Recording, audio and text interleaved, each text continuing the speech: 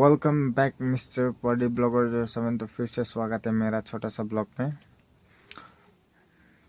तो देख सकते हो आप लोग कोहिमा का व्यू। कोहिमा मतलब खुजुमा में ये आप लोग देखते रहिएगा मेरा फेसबुक पेज में। अभी हम लोग खाना बनाने के लिए रेडी कर रहे हैं, बात सब्जी के लिए। इधर हो गया मुर्गी जलाने का काम शुरू हो गया हम लोग का अभी।